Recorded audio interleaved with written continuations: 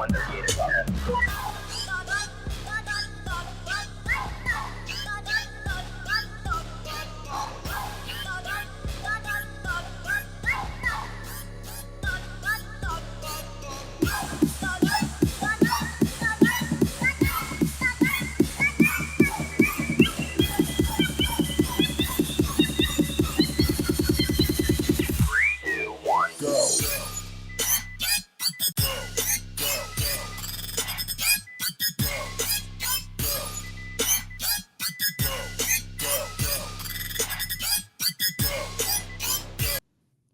Hello, everybody. Welcome to the Paranormal Guys. It's Wednesday night. It's time to talk weird. Let's see here. We've got a couple things to take care of. First, I want to thank Yergs Radio at yergsradio.com for allowing us on. And, of course, the Parapost Network for allowing us on. And we have a 888-88-YERGZ. It's a toll-free number, 1-888-88-YERGZ, that you can call on your phone pad anytime. Hello, Maria.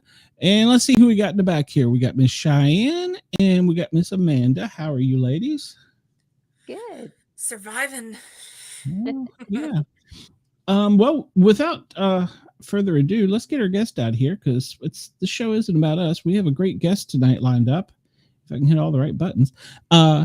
Rakesh is, I probably just said it wrong, he's got lots of experience with paranormal and supernatural, and we can't wait to talk to him. So let's bring him out. Hello there, sir. Hi, good evening, everybody. Welcome to the show. So tell us a little bit about yourself, and then we want to know all about your spooky, scary things. Sure. So my name is Rakesh Khanna. I was born in California. I have a biracial family. My father is from Punjab, India, and my mother's from California. And when in my 20s, I moved to India. I went there for graduate school, like the reverse direction migration that everybody else was doing, because I'm a contrarian like that. And met my wife, Rashmi, and got married and stayed there. So for the last 22, 23 years, I've been living in Chennai in the south of India. And in 2008, Rashmi and I started a publishing company. And our first projects were translating Tamil language pulp fiction into English. So Tamil is spoken in the southeast state of India. It's got about like 80 million speakers. And there was this big scene of pulp novels, like horror and detective and adventure novels, a lot of supernatural stuff going on, which were wildly popular. They were really like the best-selling writers in the, well, actually the romance writers, the best-selling, but these guys were sort of, they were some of the best-selling writers in the state and in the language, but they'd never been translated before because they weren't considered literary enough. So that was our first book, was an anthology of Tamil pulp fiction. And with that same translator who worked on that book, we did a book of Tamil folklore, which had a really nice chapter on Peys and Pisases, which are ghosts and demons, basically, of southern India. And that book was by a Tamil folklorist named K. Rajanarayanan, who passed away a few years ago. At the age of 99, he was collecting folk stories his whole life, and he knew a lot of ghost stories. And that sort of sparked my interest. I mean, I'd always been, into Dungeons and Dragons and sort of like monsters and stuff like that growing up, but it sparked my interest in Indian ghosts, which I didn't know much about at the time. And after that, we've done other books with folklorists from different parts of the country. We did a book called Mizo Myths with a folklorist named Sherry Changte from Mizoram, which is way up in the northeast corner by Burma. It's a small state. It's like just 1 million people, but they have a totally different pantheon of boogeymen and creepy supernatural creatures. Like their folklore is amazing. It's completely, it's nutty. You don't hear much or really any about I feel like you hear a lot about more Japanese and Chinese legends and stuff like that, but I don't know of any out of India. Yeah, there's like sort of some standard, like sort of mainstream Hinduism has a few monsters that are sort of known, again, from Dungeons and Dragons. I think like the Rakshasa was one that people tend to know, but they know a funny version of it because like in that Gary Gygax's monster manual that came out in 1977, there's a picture of the Rakshasa and he's got like a tiger head. He's like this dapper looking guy in like a robe, and he's smoking a pipe and he's got a tiger head. So then like from that, I think like all these American role-playing games and board games and stuff have a Rakshasa that looks like a tiger-headed man, which is not really what a Rakshasa is in India. And then the Naga, I think a lot of people know Nagas. You guys know Nagas? Not off I do not know. Okay, so Nagas are big in not just in India, but like all over Southeast Asia. So like Nagas are kind of like, there's different versions of Naga stories. There's snake people. Sometimes they're people who can turn into snakes. Sometimes they're snakes. They're cobras who have lived 100 years without biting anybody, so that the poison, the venom in their head turns into this magic jewel, which then grants them shape-shifting powers.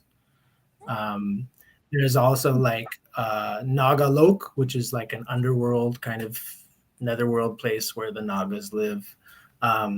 So it depends where you go. There's lots of Naga stories. Like Thailand has Nagas and Vietnam has Nagas. Even the Philippines has Nagas. They were all over for a long time. And then the Yeti, which is like everybody knows Yetis.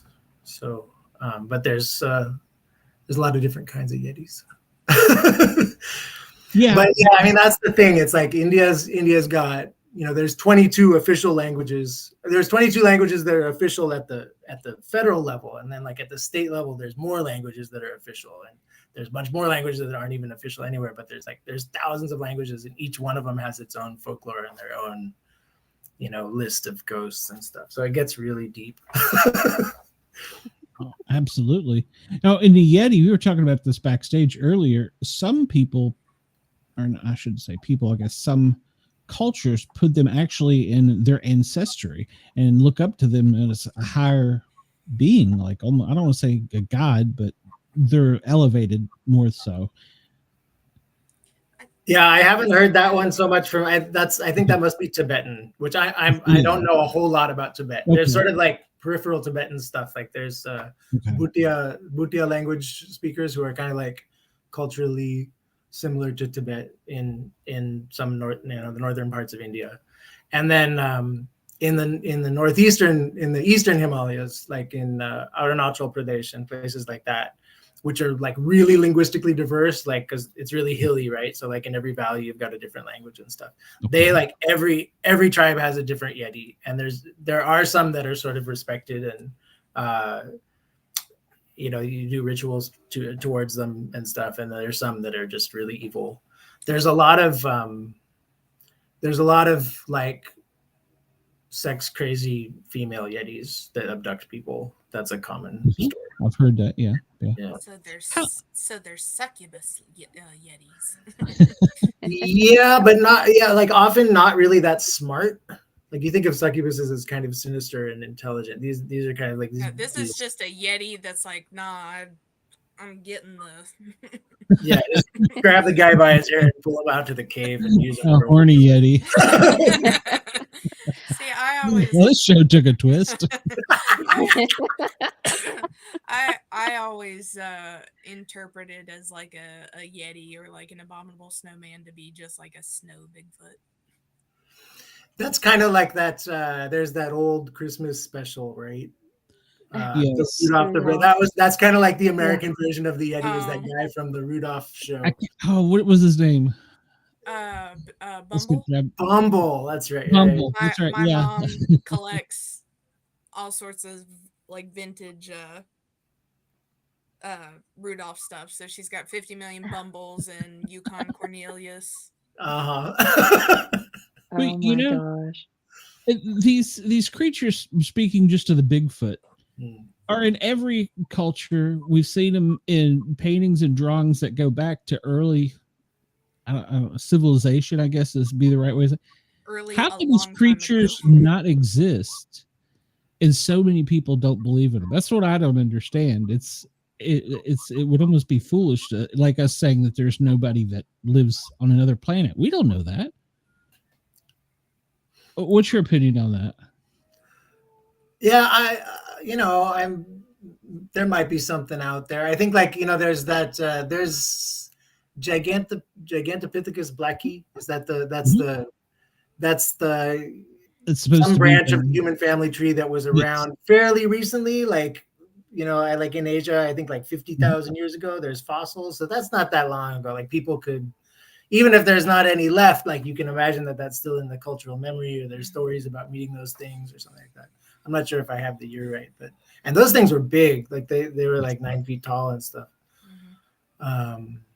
So, yeah, maybe there's some of those out there. I don't know. But then there's all these supernatural, like, a lot of the Yetis in the Himalayas have supernatural powers, right? Like, there's a thing in the Eastern Himalayas. There's a common thing where if you look up at the Yeti when it's coming at you, you're in trouble. Like, you're gonna get eaten. But if you look at its feet, it will shrink, and eventually it'll get so small that you can, like, take it, pick it up. It immediately was like, okay, so it reminds me of the what color bear is whether you run, whether you fall to the ground, or whether you're just screwed, or like, okay, great white shark is coming at you, you just punch it in the nose. Right. Yeah, little tricks too. That's let's see, that thing is called Tiso Jonding, I think, or the Mande Burung. These are different Yeti versions from the northeast of India. Yeah. If I ever happen upon Bigfoot, that will be the first thing I try. Yeah. And these stories get carried from generation to generation. And some of them, I think, are just stories, like you said. But at some point, it's kind of like there had to be something to it. So there was truth that started there somewhere. Yeah, there's some, in researching this book, there were some really weird ones. Like, there's a story that from Kumaon, which is like kind of like just north of Delhi. Like, it's in like the heart of North India, right? The foothills of the Himalayas in North India. And that same ghost, like almost every aspect of that ghost is there in Malaysia, in Malaysian folklore, and nowhere in between. And it's like, how did that get there, right? Like, is that just some really good storyteller from a long time ago, like, made that journey or something, or is there's really some sort of, like, power that manifested itself in two different places, like, because it's pretty far away, and like totally different language families and everything. So it's like, it was pretty weird. Oh, absolutely. Yeah. And then also you mentioned earlier about demons and ghosts and stuff like that. In every culture, and I don't know if it's just necessarily religious cultures, but in every culture, there's some kind of good and bad, an angel or a devil. So they have to exist too, I would think, if they're in every culture. What do you think? Yeah, I think like Indian religion tends to not be so binary as Western stuff a lot of the time. Like, you don't have that good and evil as clearly drawn. It gets complicated. Like, okay, so this is I'm going back to Dungeons and Dragons again. So, like, actually, like, my father was not a religious guy, and he never taught us much about Hinduism or anything. Like, he called himself a Hindu, but we never went to temple. We didn't do puja in the house. Like, I'm a Hindu means I believe, sort of vaguely believe, that I'm going to be reincarnated, but we're not going to talk about it. But the first time that he ever sort of got upset about anything was when I was in the monster. No, not in the Monster Manual. It's in Deities and Demigods, which is this other, like, old Dungeons and Dragons book where they kind of, I don't think you could publish that book today. It's like terribly culturally appropriative. They have got, like, Finnish myths and Norse myths and Egyptian myths and everybody's gods, and they give them hit points and armor class, and, like, you can play them, you can fight them, or you can pray to them, or have them lose their mind now about all that. Yeah, right. So the Hindu myths section had Kali. So I don't know if you guys might, I mean, she's a pretty well-known goddess over here, right? I think there's that that woman who used to be married to Seal dressed up as her one Halloween. You know that lady? Heidi Yeah. Klum. Yes. I forget her name. Heidi Klum, yeah. That's right. Yeah. But you know, she's blue and she's got the tongue sticking out and she's got lots of arms. The 50 million arms, yeah. Yeah, and the skirt made of people's legs and the skull necklace and everything. So Just so a she's real bad MFer right there. yeah, so in the Deities and Demigods, Dungeons and Dragons book, they had her alignment, you know, this like chaotic good, chaotic neutral, all those lines. So she was listed as chaotic evil. And my father had a problem with that. He's like, how can they say Kalima is evil? Like this. He got mad at the book. And this is like the first time I've ever seen him get upset. Like, you know, talk about religion and all. Like, who wrote this? Crazy. Who wrote this? They don't know anything. It's totally wrong. So that's interesting, right? Because she's got the skulls and she's got the severed legs and she's standing on guys. But she's a slayer of demons, right? She's super violent, but she's good. So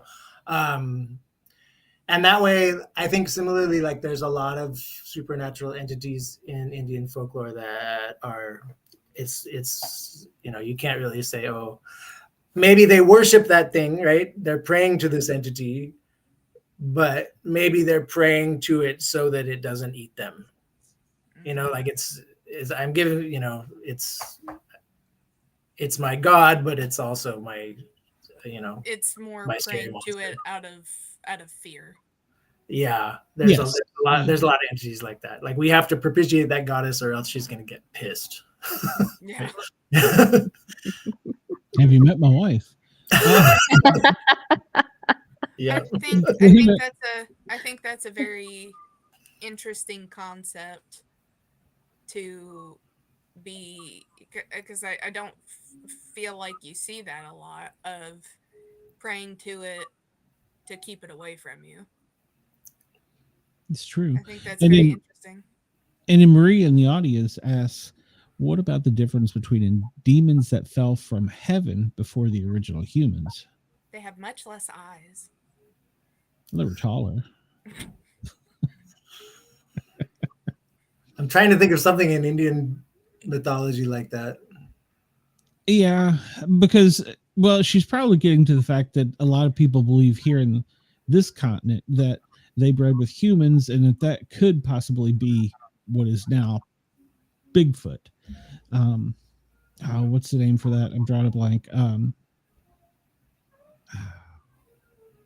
What's the name for the being that bred with the angels or the fallen angels? I don't know this. This is a thing in Christian mythology, or? Yeah, part of it. Part of it is now getting to the Bigfoot part. Yeah, I think that's where they get into the little bit of a stretch part of it. But yeah, the angels fell from heaven, and obviously they were no longer angels, and they bred with humans. And then supposedly that's the Noah with the flood to kill them all. But supposedly they didn't all get killed, and there were some that survived. And those are what people are classifying. Some people, a lot of people, you'll have the camp that here in the states where Bigfoot's flesh and blood, you could shoot him. And then you have the other camp that it's something from outer space. The Nephilim. It was Nephilim. Yeah. The Nephilim. Okay. Yeah, I've heard that before. Yeah. So a lot of people believe that Bigfoot is Nephilim. And then, like I said, there's another another camp. And they love to fight each other. They say that he's from another continent, another dimension or another planet, that he's interstellar and has something to do with ET. Wow, that's fun.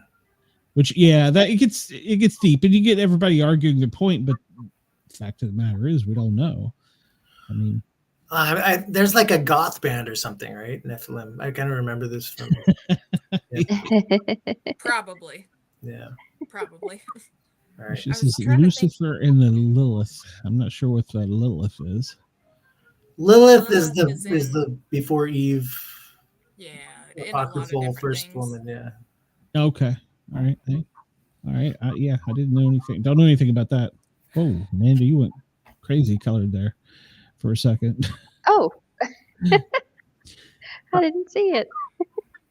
Well, and while we're talking about, what do you think about extraterrestrials, beings from outer space? I'm sure there are some. Space is really far away. I mean, like other planets are really far away. It seems hard to get places, but there's also probably technology we don't understand very well. Sure. In the cultures, is there anything like that, or is that just a? There are a few sky beings who are maybe, possibly from other planets. Let's see. There's an interesting thing about. This is actually from Africa. There's a thing about the Nomo. Have you heard of Nomos? No, sir. So this is a supernatural being in the mythology of the Dogon people of, I think it's Mali, in like Western Africa, north of Nigeria, right? So I think I got this right. I'm not an expert on Africa, but this myth has sort of moved to India in one place. There's this famous fort in Rajasthan. It's called Chittorgarh Fort. My Hindi pronunciation is pretty bad. And people tend to call this thing like the Great Wall of India. Like, it's not nearly as big as the Great Wall of China, but it's pretty impressive, huge fort from a long time ago. And there is a tower called the Vijay Stambha. And in this tower, there is supposed to be an extraterrestrial being. And it lives at the top of this. I think it lives at the bottom of the stairs. This whole thing about if you walk up the stairs, it'll follow you. But somehow this got mixed up with this African myth. So some people think that thing is a Nomo. And the Nomos themselves are like these. They're kind of like they're made of some weird material. They're blue, but they're kind of invisible sometimes. And they're the ripped up shards of some much bigger extraterrestrial being. It's complicated. Out of all your research and all these things, which one's the scariest to you? Let's see. So there's this one small state called Sikkim, which is it's kind of in between Nepal and Bhutan, if you can think of the map. Mm-hmm. It was an independent country until 1975. It joined India late. And the native tribe there have these beings called Moong, which there's like a lot of them. Like, according to them, there's many more Moong in Sikkim than there are humans. Like, they're everywhere, like under every leaf and hole. There's some kind of Moong. They live in the sky. They live in the everywhere. And they're pretty depraved. like those things are pretty scary. There's some of them that just, they get taste for human meat, and sorry, say it again. Yeah. Looking for some little human snacks. And there's weird stories, like after they eat the person's soul, the person will be missing for a day, and then it'll come back and tell the story of how it was abducted, and then immediately collapse dead. Like, oh wow! Like, it'll take your soul, but it'll send you back to tell the story of how it got you. Just to tell the story of how you died, and then you're done. Right? Yeah. Go meet at Tom's Diner. Some savages. Yeah. But I like Moong stories. They're scary. There's lots of good Moong stories. Okay, tell us one. Enlighten us with some there. Let's see. I don't know. Let's see. The reason I ask is we always drill our guests about Bigfoot because that's what we're mostly fascinated with. But it's so interesting to me to hear stories from other areas, other cultures that we don't normally get. Never heard of. So there is actually one of the Moong is kind of a Bigfoot. So there's a Jamfi Moong, which is basically like a Yeti, and I think this is common to other Yeti myths too, where it's they respond to whistling. They'll come, like if it's bad luck to whistle, because the Jamfi Moong will come find you and take you. So there's a famous story about this guy who I think he's like a shepherd, or he's herding some animals up in the mountains, and he starts playing flute, and the Jamfi Mung finds him and kind of falls in love with him, this she yeti, and keeps coming every night and making him, like, forcing him to play flute all night, and he can't sleep, and he's wasting away and stuff. And finally he cooks up a plan. He notices that the Jamfi Mung is like, when he puts the flute down, the Jamfi Mung tries to play the flute and imitate him. Like the Jamfi Mung tends to imitate things he's doing. So he devises this plan where he gets a bunch of butter, and he does this dance where he rubs butter all over himself. And then he goes to the fire and he takes a torch and he kind of like holds the torch close to himself. And then the Jamfi Mung imitates him and does the same thing, rubs butter all over her furry body, and then dances with the torch and sets herself on fire and runs off into the mountains and doesn't bother him again. That did not end how I was anticipating. What were you expecting? Right? Well, you start getting into he puts the flute down and starts rubbing butter all over himself. Yeah. Get attacked. I was told not to go to certain places. As long as we can make it She's FM like, friendly. "All So. And for those children listening, if you don't run, stop, drop, roll. So initially I was like, is he thinking she's gonna grab him? And he's like, oh no, can't, covered in butter. That's where the album "Slippery Word Wet" come out from. There's also a pretty good story of how the Hmong were created. Okay, how were they there's created? So there's the creator goddess, and she creates these two beings. One which is made out of the snow of Kanchenjunga, which is like the third highest mountain in the world, and the other one, I think they're both made out of snow. So she makes a woman and a man, and she expects them to live as like brother and sister, but they fall in love and like are secretly seeing each other. They can't, when her name is Nazong Nyu. So when Nazong Nyu gets pregnant, she has to hide the baby from the creator goddess. So she gives it to her, to the guy, and he goes and hides the baby. He just throws the baby in this cave, and they have 7 kids, which they abandon like that.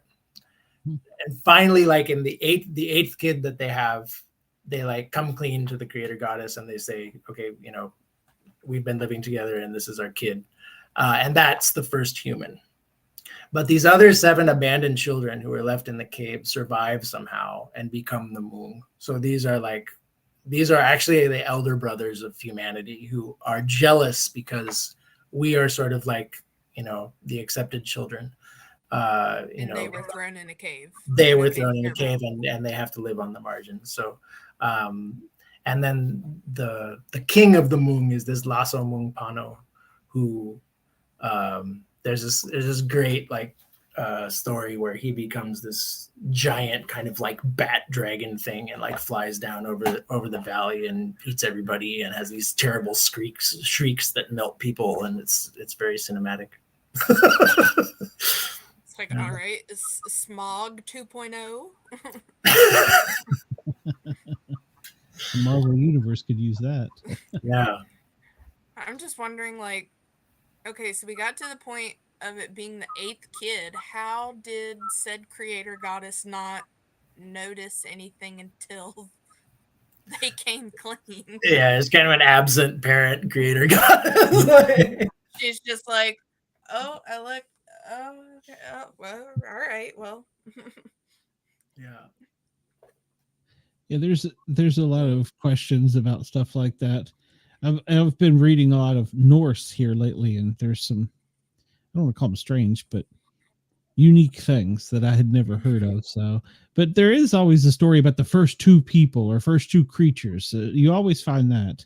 So, yeah, there's a lot of these stories of you get a lot of these stories of like the 3 brothers. One is the ancestor of humans, one is the ancestor of the animals, and one is the ancestor, or often the tiger. One is the ancestor of the humans, one is the ancestor of the tiger, and the other is the ancestor of the spirits. That's a common thing in a lot of tribes. was about to be like, are we getting into the story of the Deathly Hallows here? Oh yeah. Oh yeah, it's kind of like that, huh? Yeah. I was like, oh, three brothers. Is this where we're going? Which one got the wand? Which one got the stone? Well, in what are some of their special powers that they have? These gods and goddesses that are from these different cultures. Special powers. Let's see. Yeah, I mean, there's lots of shapeshifters. Like Rakshasas can shapeshift all the time. I don't know, for some reason I'm thinking, you asked that question and I immediately started thinking about what can't they do. Like there's weaknesses, right? Like there's that thing about being afraid of iron. Like that's a really common one. That's like all over, like not just Hindu folklore, but like Muslim folklore and tribal folklore and stuff, like fear of steel, like and mustard seed. What's the significance of the steel? I don't know. Like in Muslim folklore, like the jinn are made of fire. Like there's some different kind of fire that forms their body, and so if you cut them, they burn up. Like the fire inside them escapes and they kind of combust. So they have this fear of iron blades from that. But I don't know, like you get the same thing, the fear of iron in Hindu mythology, and I've never heard the thing with fire. And even in lots of like non-Hindu tribes of India, like the thing where they're scared of iron. Mm-hmm. You'll see a lot of Punjabis will wear this little steel bracelet. It's like this one little typical steel bracelet. It's like some people wear it without thinking about it being an anti-ghost thing, but one of the explanations for why you have to wear that is an anti-ghost thing. Interesting. I never heard that. And what were you going to say about the mustard seed? Yeah, mustard seed is also like a ghost warder offer in a lot of parts of the country. If you have a little bag of mustard seed, they won't bother you. There's a thing called the Bak. This is from like Bengal, like around Calcutta and Assam and places like that. There's a Bak. There's another name for it. Some people call it a dot or a Bak. These are like fish-loving ghosts. They hang out in marshes and they like to steal fish.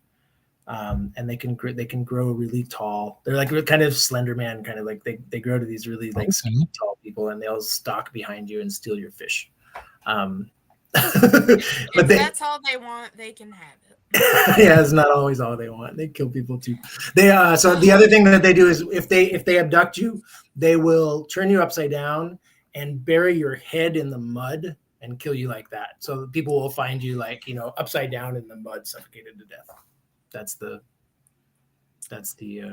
I'm not a fan of that one. Being waterboarded with mud. Yeah, it's not so great. So those guys, they have this, like, they call it every Indian who's translated it, I don't speak Bengali, but they call it a spectral bag. They've got a spectral bag which they keep usually like under their armpit. It's like this, and it's made of something which is not like normal matter. And if you steal that bag and you keep it in a big pile of mustard seed, you've got that thing under your control. Interesting. And you can kind of like make it do your bidding. That could be bad too. You have to like whisper in the bag, like, "Hey, go rob that McDonald's for a Happy Meal." Oop! All right, there it goes. No, Cheyenne, you feed it pickles. That's where this all began. All the things that look pickles are these evil creatures. So yeah, and they love them, so now they do my bidding. The garlic ones.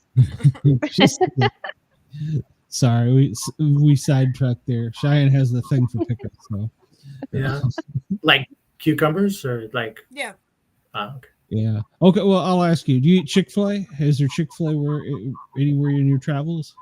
I've never eaten there. I've seen it. Okay. But I was just going to ask because they get served with a pickle on a piece of chicken. And I was going to say, what do you throw the?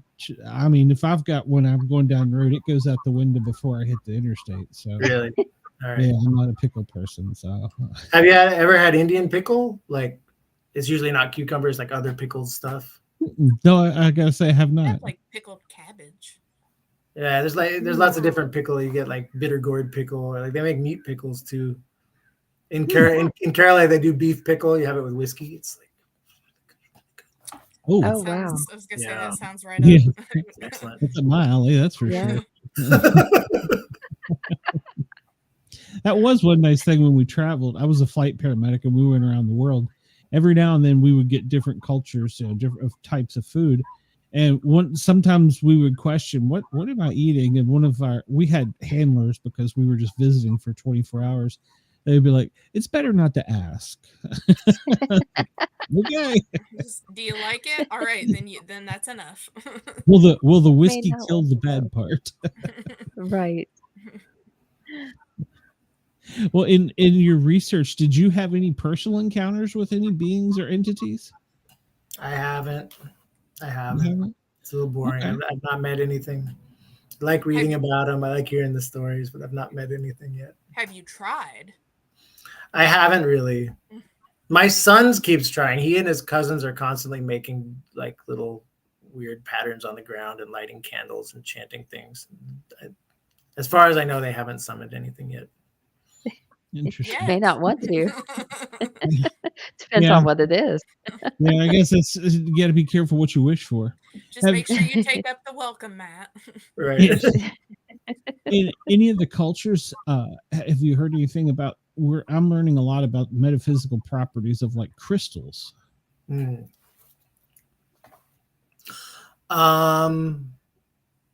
gonna say that didn't come up too much in my book. There's the thing. It's like more organic stuff. It's a lot of stuff about different kinds of plants, different kinds of leaves have special properties. That's my like, jam. Yeah, like roots, different kinds. There's a bunch of different kinds of ginger that grow in the northeast of the country, and like a lot of those have like there's special magic with each kind of ginger. Yeah, I don't know. Not so much about crystals that I've found. I know. Let's see. Okay, carnelian. You know that stone? Mm-hmm. So that's supposed to be a good one for binding jinn. Okay. Yeah.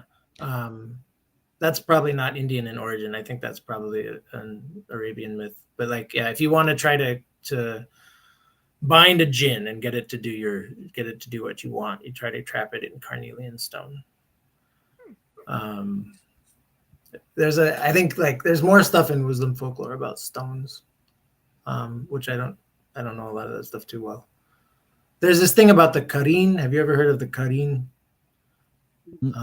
Or the hum, they call it kareen is Arabic and hamza is Urdu, which is like Urdu is like the language in India spoken by a lot of Muslim people. It's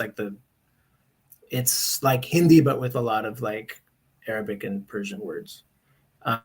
So in Urdu folklore, you call this thing the hamza. That's kind of like the astral body. It's like your other self. Everybody's born with this like astral self, which is like, I think some people think it's a jinn and some people don't. Like there's like theological disputes about that. Like is your hamza the jinn or is it just like, is it some other entity? But it's also kind of evil. Like it's a little bit like the devil on your shoulder trying to get you to do bad stuff. And if you can master your hamza, if you can like so then you can master the little devil on your shoulder to have it go do your bidding.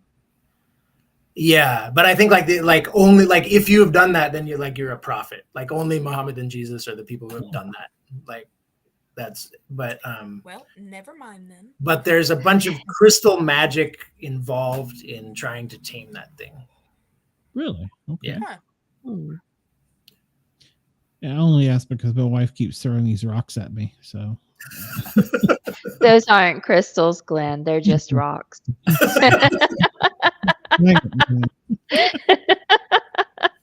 We need to introduce you to gravel.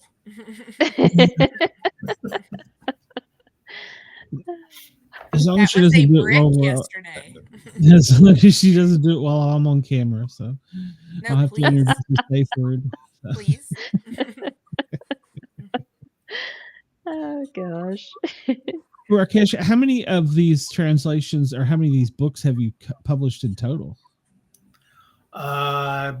Yeah, we do some like small little zines and things. I think like not including that, it's probably around 20, 25 books.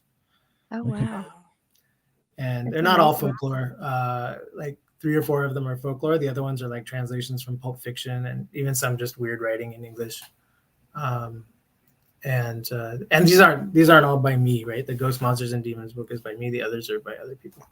And we have 2. I'm gonna plug our upcoming things. We have two things that are coming out in December that I'm excited about. One is the Blaft anthology of Gujarati pulp fiction, which is a new language for us. We haven't translated from that language before. Gujarati is spoken on like the west coast of India, on the Arabian Sea, and we found this young translator who got really into it, went through all these old magazines, like these great, really crazy old pulp magazines from the 70s and 80s and 90s with these really funny stories. There's some, a lot of detective stuff. There's some black magic stories. There's some ghost stories. A lot of stories about the Kavis. Kavis is like a Gujarati headless ghost. So some really nice pulp stories there. Sorry? I was going to say, okay, so Indian headless horseman. Gotcha. Yeah. Sign me up. Yeah, the horse, like I think Rajasthan has a lot of like headless. It has the headless horseman ghosts. These guys just hang around tombs. They're just like headless guys that hang around tombs. So that'll be me. How do you plan on losing your head? It's just gonna fall off by itself at that point. You're actually going to lose your head. Yes. Well, this is where I used to like to hang out. Can't find my head, so who wants to talk? Oh, I can't talk. I ain't got a head. Wendell says, I don't know gin. I'm talking about Glenn. Sportcat doesn't know gin, but is well versed in bourbon and scotch. Not so much scotch, but maybe a little bourbon. So just a smidge. I can tell you when you're traveling in other countries, do not use the ice with the Johnny Walker Black. It doesn't kill things. Bad experience, but I was in Peru. Thought, oh, alcohol will kill that. Yeah, it didn't work. So, well, have you ever come across any like graphic novels, like comic books type things that you've translated? Yeah, we have a few graphic novels on our list. Actually, there's only one which is translated, and that's translated from Japanese. It's a manga. It's by this guy Yukichi Yamamatsu, who is he's like a senior mangaka. Like I think he must be 70 plus now. Who came to India like at the age of like 58. He'd never been out of Japan before, and he had this weird plan, like I'm gonna go to Delhi and sell manga and like spread manga culture in India. And he didn't know any Hindi and he didn't know any English, and he got cheated and he got robbed, and he had this sort of hilariously terrible experience, and then wrote this really funny manga about it called Stupid Guy Goes to India, which is like, yeah. So we translated that from Japanese into English and published it in India, and like a lot of Indians loved it. Like, yeah, he's got his rate. If you're like, oh, that was just like the guy I saw the other day. Actually sounds pretty good. Yeah, it's funny. It's a funny book. So how many languages do you speak? Like one. What? Okay. I've tried all your travels. So I mean, I lived in Chennai for like 22 years, and my Tamil is so hard. It's just a brutally difficult language. It's like people call it the oldest language. I mean, there's nothing like the oldest language, but there are like 2,000-year-old books that people can still read. You know, it's got that long literary tradition that like people are still connected to. It's like if you could pick up Beowulf and like just read it like it was nothing. Like it's like, people like, dude, there's that old literary tradition. So it's like, it's bizarre because there's all this slang and like modern way of speaking, but then people will just kind of like throw out this line, which is like from this 2,000-year-old piece of poetry that everybody knows. And you're like, I guess that would be like us just trying to on the daily quote Shakespeare. Yeah, except Right. Shakespeare 400 years ago. This is like, it's really, so it's got all these, Shakespeare, but like 10 times worse. right? Yeah. And I don't know if did you ever like study a language with like case endings? Like you ever do Latin or Greek or something? Like this has got A like little bit of Latin. genitive and dative and accusative. Like it's got all those case endings with the nouns and the conjugations. I struggled. Spanish was enough for me with trying to figure out the male and the female words. I couldn't. I was just I'm done. The same with Italian. Yeah. The teacher told me you're going to speak redneck and that's it, son, and failed me. Right. So, I think she was right. So yeah, I have like basic getting around conversational Tamil, and my Hindi, which was my dad's language. Like I didn't grow up with it because I grew up in California. Tried to learn a little bit with my grandma and cousins and stuff, but even my Hindi is quite bad. What I can do is I can read the script. So I'm like, I can't talk well, but I can read Hindi. I don't always know what it means, but I can sound it out. I can read Tamil. I can even read a little bit of Telugu and Malayalam. And they all have different scripts. So like my wife is a Tamilian who grew up in other parts of the country. So she speaks Tamil but doesn't read it. So if we need to read Tamil together, like I have to say it and she has to tell me what it means. At least you got each other for that. Yeah. That's a great couple. Yeah. Well, still a translation, so yeah. That's awesome. Well, and it's a question I've always, a lot of these, I'm trying to read, what is it, Poetic Edda right now? Oh, yeah. It's very hard. Snorri Snorlason. What is it? Snorri Snorlason? Yeah, and it's very difficult, but I'm trying. But I've always wondered, who are these translators that translate from one to the other, and how much of it do we lose with each one? I mean, some stories, folk stories or whatever, you'll hear, but others, it's like, how do we know? Well, I mean, I think a lot of that can be traced back to, religious texts too, like the Bible, for example. With absolutely. Many different translations. How much do we lose in the process? Like a perpetual written version of telephone. Well, and they say even then, and I'm not trying to get religious, but they say there's lost chapters of it. So, yeah. I mean, I'm sure that spreads more than just Christianity as well. Totally, yeah. Like, I mean, that's totally the same deal with Hindu scripture. Like, there's different versions of it, and you look at old manuscripts, and there's like, chapters missing or other stuff that's not in the standard version. And a lot of the times, it's like if you look at what has become like the standard version for modern Hinduism, and actually that's some version which was put together by the British, which is like, like it's like what? Like, wait a second, why was your hands in the pie? Right, exactly. The Roman army with Christianity. I mean, which is now, the Roman army is now considered Catholicism. So I don't know. Maybe they're hiding these great things in the Vatican and we'll never find them. The Apocrypha, right? Isn't that what you call that? Shoot, you can't even take pictures outside the Vatican without somebody trying to arrest you for it. Yeah. Well, that guy had a book that was, I can't remember the title of it. Yeah, we had an author on that was doing it Pope's, basically. The Pope's butcher. The Pope's butcher. He was outside the Vatican taking a picture with the book when holding somebody the came book. out. Yeah, what a good idea. He got held for a little bit of time there by, I don't know what the Vatican police are, but he got held for detained for a while they ran through Interpol. What was he holding? He wrote a book called The Pope's Butcher. Okay. And he was the author, and he was out in front of the Vatican having somebody do professional photography for the book. Okay. Well, because there's a lot of there did happen to be a smallish amount of crapping on the Vatican in the book. Okay. Just a little, right? Just a smidge. But yeah, he got held until Interpol could clear him. They were like, "Why are you doing this?" They couldn't figure out any other reason or come up with anything to keep him, so they had to let him go. Oh my gosh. They're like, just don't come back here again, okay? Don't come back. He's been banned. Not many people can say they've been banned from the Vatican, though.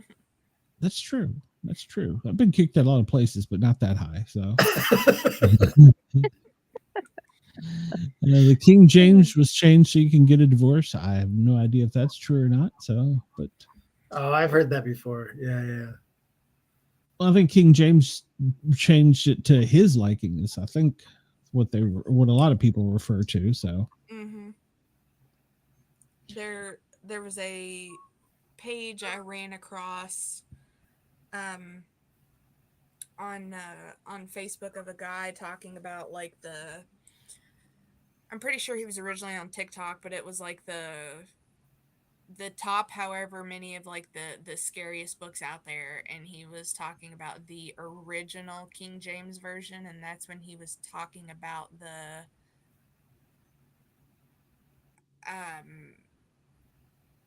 Malus Maleficara. I know that's not it, but it's something to that effect. Same gentleman who did the Pope's Butcher was talking about that on there too. But it's like a grimoire or something. It's like a it was the Catholic's book of how to handle witches, ghosts. They pretty much put all of their secrets into this one book. Okay. Even including all of their BS into it. Right. So it's incredibly hard to find. When I was like, well, it's y'all's stupid fault for putting it in a book to begin with. But it's very interesting, and I believe the Pope's Butcher is talking about that because the main guy who the book is about was instrumental in writing that book.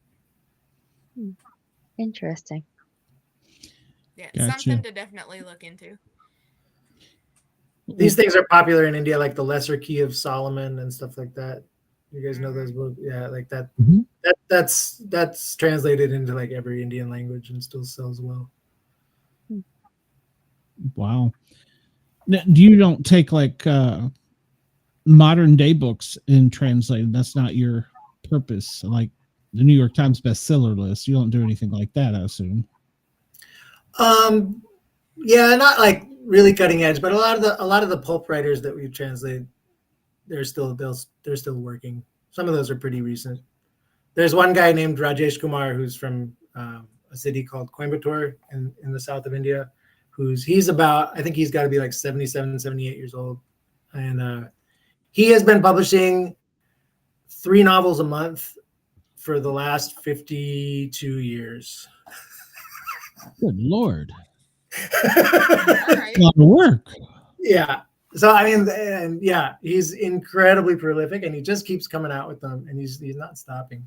And he's got this incredible style where you can tell he's making up the plot as he's writing it, but it's still fun. You know, it's like he'll start in, there's a murder and then there's a house and there's this character and then there's some other weird thing which happens somewhere else and this house and then out in the country, you know, there's this coconut plantation and this guy's in debt.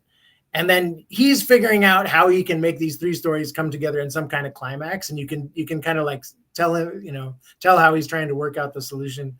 And then it finishes and it's really satisfying. That's an interesting writing process. Yeah, but his popularity kind of fell a little bit when everybody got televisions. But before everybody had a TV, it was the thing. You know, you'd have a Rakesh Khanna novel on your bus ride, and that makes me feel a little bit better about my writing because I feel like that's how I write too. And then I gotta get like, oh, well, I changed this so much farther along. Now I gotta go back here and change this part. Are you a novelist? You've written some stuff, or it's just, you know, for my own enjoyment. Hopefully, it'll be more than that at some point. But okay, I have a feeling the first thing I'll end up getting out is my kid's book. All right. Well, it's better than nothing. Yeah. Do you publish any children's books? There's only one that's possibly a children's book, which is a collaboration between my wife and this artist named Sham, which is called Kumari Loves a Monster. So it's like a romantic picture book about South Indian women who are in love with monsters. and they do sort of like typical Indian date things, like they go paddle boating in the lake, or they go see she goes to see a movie with this big tentacled creature, and they make Indian snacks in like a traditional kitchen, and so it's just like every page has like, you know, this romantic couple doing something fun, and the other page is a little poem. Well, that's cool. Little woman, really huge Bigfoot, both in matching aprons, like cooking on the stove. It's a different monster every page. So there's like, you know, there's a kind of like 6-footed like bantha creature that she goes and has a snowball fight with, and there's like, I don't know. That's cute. I like that. So that did pretty well. A lot of people like that book. Any Mothman in that one? So Mothman. Well, let's see. There's something that has wings, but yeah. That's awesome. Well, before we let you get out of here, where can everybody find you, and how to get in touch with you? So we're on blaft.com, BLAFT.com, and you can find all our books and stuff there. We've also got some of the books. The Ghost Monsters and Demons has been published in the U.S. by Watkins, so that's available at like Barnes and Noble, and other chains and stuff like that. It's got a Penguin Random House distribution here. So the other stuff all has to come from India. It's a little tricky. But we're also running a Kickstarter campaign right now for the Blaft book of anti-caste speculative fiction, which is kind of like a bunch of science fiction and fantasy and magical realist writers trying to like write against the caste system, which is a really cool project I'm super excited about. Awesome. Okay. Very good. You have to send me the information. I will put that in the post notes with the links and stuff if you got it. Awesome. Thanks so much. Shoot that to either me or Shay, and we'll get it in there, because we want to support everybody that comes on our show, because we appreciate your time. So, I mean, you're a world traveler and you took time out for us, so we appreciate that. Thank you so much.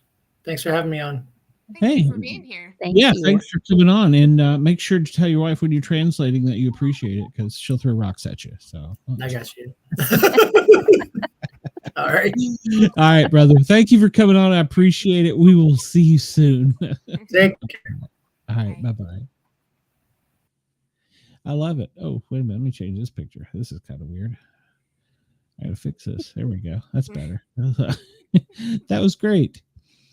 Very you don't know what's in other cultures. I mean, I really feel like this was like part of what I had said to him. I feel like the only real reason we know more about, like, say, that kind of stuff in like China or Japan or Korea is really from horror movies. Mm-hmm. Yeah. It's not. Yeah.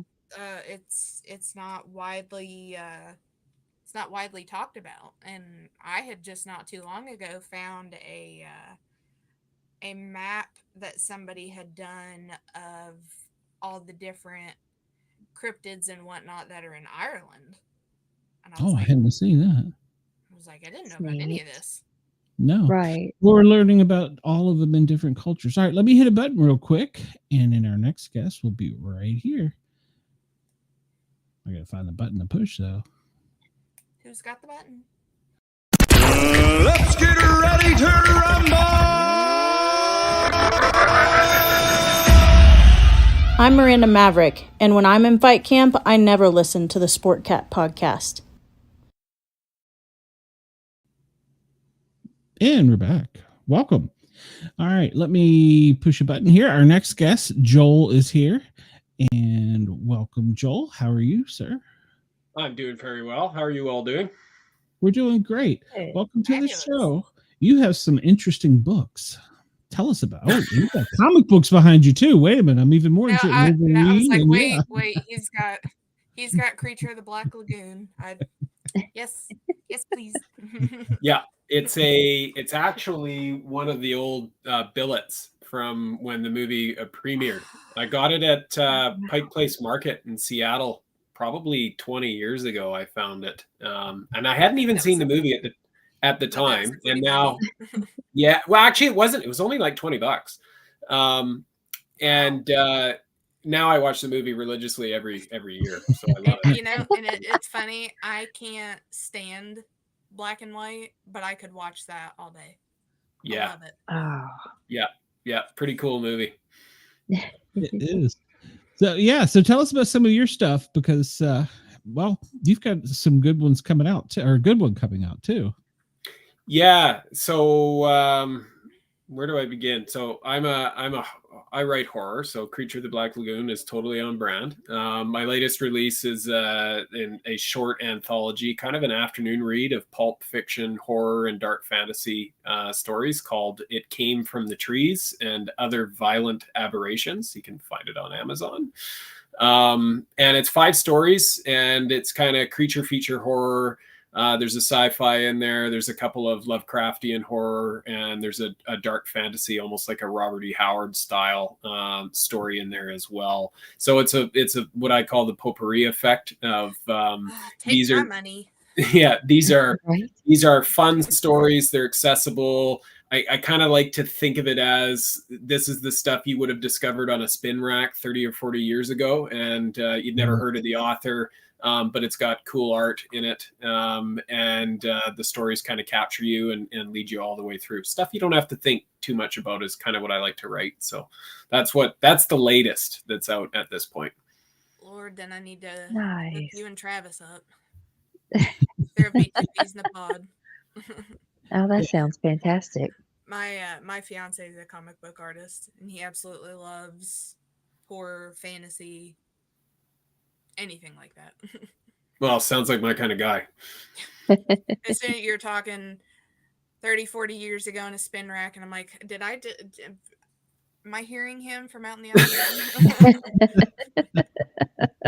Yeah, I think there's a bunch of us that are a certain vintage that just love that kind of stuff, right? So, you know, I used to kind of think when I started writing, I've got to write more heady, you know, traditional literature, and tried that terribly and just could never get past the first few pages because it just didn't hold my attention. So finally, I guess I grew up by not hold your own then. Yeah, it doesn't hold my own. So I grew up by not growing up and just embracing the 10 or 12-year-old kid in me and saying, well, what kind of stories do you really want to write? And that's the kind of stuff I like to write. So thus that is what I write. That's kind of how things came about for me too. It's like, well, this isn't how I was typically told to write, but screw it. It's not 15 years ago anymore. Well, yeah, but my memory is they got a ruler and they're standing over and you slap your fingers if you don't do right. So you got to do it the right way. I remembered the punctuation. That's what mattered. Yeah. Yeah. And I'm old enough to have been through typewriting class. So, Oh gosh. Yeah, I'm old enough to remember using a typewriter when I first started out. We didn't have a computer, and I'm also remember even in high school, typewriters were gone. We were fully into computers at that point, but like typing class was a big thing. Like it was like, if you want to get a job, you need to learn to type 60 words a minute at basic, and this is the only way to do it. And you would do it for like an entire semester or two. And now I wonder, like, I don't know the answer, but I'm like, do typing classes exist anymore? Because everybody just kind of can, you know, type out 60 words per minute on their thumbs, let alone their fingers. You need to They type do not that exist fast. anymore. You've got to make sure that your resume is exactly how they taught you in school, and you're absolutely going to need algebra. Yeah, algebra. Right. And so Kids start out on computers. Yeah. Funny story there. My day job is running basically a financial institution, and I have intro to mathematics 11 is my highest form of math. And I love telling people that because, you don't actually need a lot of math, a lot of that upper class math to get a decent job in this world. Not nowadays any. I mean, I was always horrible at math. Can't stand any of it. And I worked at a financial institution for many years, and I was like, nope, I ain't got to know crap. I got a calculator right there, and the computer does it all for me. As long as I can go back and be like, that matches that. All right, we're good. Yep. I do algebra all day, every day. I can't believe I actually use it. What do you use it for? So you're not gonna need to know what off the y axis equals x. I have to transpose glasses prescriptions Oh, from an okay. optician. Yeah. Okay. So you Yeah. can do plus seal form or minus seal form, and I have to be able to transpose those. And you do that algebraically. Well, that makes sense. And I just learned something new. I had no idea that that's kind of how that works. So awesome. Good for you. Yep. I'm so sorry. I'm terrible at math. My joke is I'm one class, Algebra 2, away from my bachelor's degree, and I will never have it at 56. So it's not my gosh. It's true story. I have one college credit, Algebra 2, and I failed it twice and said, you know what? I don't need a bachelor's degree that damn bad. Yeah, you don't Oh my sound that gosh. sad about it. So, so what, right? No. And you know what? In my time as a paramedic firefighter for 30 years, I never used it. So yeah. There you go. Yeah. Yeah. I mean, there's math involved with every job, obviously, for dosages and if you're going to put water at an elevated platform, how much pressure, stuff like that. But that's more science. I feel like yours would be things, more. so. It would be more scientific, I think, than. Well, the math is the hard part for drug dosaging, but other than that, and once you get it's an algebraic formula in your head, you can do it at 3 o'clock in the morning. So, right. But yeah, it's just muscle memory. Yeah, so, I was just gonna say. And Joel, like I found what I wanted to do early in life and decided I didn't really need that stupid degree to start with. So, it was what I loved to do. Yeah. Yeah. I floated around for a little while after high school and college. I thought maybe I'd study history and become a history professor. And then I was like, well, I don't really want to go the academic route. And so I worked for a while, and then I ended up going back, and I was like, well, I love writing. And so I had the brilliant idea of, well, maybe if I become a journalist, that'll lead to a publishing career. So I went and got a degree in journalism and graduated into the Great Recession when the journalism, like the industry around media, was completely collapsing and changing. So I did have a career as a reporter for a little while, and it was fun. But again, it was a writing career. I enjoyed it, but it did not lead to publishing fiction in any way, shape, or form. And one of the great lessons I got from it is when you're writing for pay all day long, you don't really want to come home at night and write some more. At least I didn't. So I had to get into a different career to finally find my way back to exploring fiction. Be able to enjoy it. Yeah. Breaking news every day was, its own adrenaline rush in its own way, and was a meaningful career, but it was not conducive to wanting to write horror stories. Or maybe it was, now that I think of it. In a bit of a depends upon your more historical traditional sense. Yeah. What was your first book, and how did you stumble into getting it? Almost stumble. That's not correct. That sounds degrading. But how did you get your first one out there, and how were you brave enough to get your first one out there? Not degrading at all. It's a good question. So my first book was Wolf at the Door. It's a novella. It's a horror comedy. It's about a Canadian Thanksgiving, which is in October. Mm-hmm. In Canada, and a family gets together, and it's kind of like National Lampoon's Christmas Vacation, meal, where everybody's got beef with one another, and it all blows up around the turkey and the dinner table, and that's Act 1. And then Act 2 is when werewolves break into the house and start ripping everybody to shreds. And so it's like half National Lampoon, half I lost my train of thought on what that werewolf movie was. They're all stuck in the cabin, and I have to look it up. Dog Soldiers. It's like Dog Soldiers. Yeah, it's a bit like Dog Soldiers. Yeah, for sure. And that, so that came to me during, like, probably you've heard this story many times. It was during the first wave of the pandemic, and I'd already been writing short stories for a little while, and then I was stuck in this room. All of our team was working remotely because, of course, we couldn't be in the office with all the COVID restrictions. And so I was trying to run an organization remotely, and I was going a little bit nuts. And I had this question in my mind around, what happens to people when they go from first world problems to real world problems, and how could you manifest that in a story? And and could you make it kind of fun and ridiculous and absurd? And so I started writing it, and I wrote it over about 3 weeks, and then I didn't really know what to do with it. And I sent it to an editor, and he gave me some good advice, and I changed a few things, but he said, I love it, get it out there. And at the time, there wasn't really any calls for short horror novellas to be published. There seems to be more of them now, just in the last year or two. So I went the self-pub route on that one, which was in part because I had been published by other publishers for short stories and stuff, but I also kind of wanted to learn the business. I wanted to know what went into creating a book, like formatting, cover, marketing, all those things. I'm naturally interested in business anyway, and it gave me a lot of creative control over it. So I went that route, and I don't regret it. It did well, and I learned a lot from it, and I'm quite proud of it. So it's still out there and can be found on Amazon, and that ultimately led to me doing the second book the same way, which is It Came from the Trees. So I'm a bit of a hybrid author that way. I've been traditionally published as a journalist many times, and then traditionally published with short stories. And then my longer stuff more recently has been self-pubbed. So I think probably a lot of people are going that way these days, is you're not sticking to one path. And it's fun. Well, and That's awesome. not everybody has just that one interest too. Yeah. You've got, you've got the horror stories lingering in your brain, then you've got, something that's better suited for a comic, or this one's more comedic, this one's more romantic. You've got to put all your ideas out there.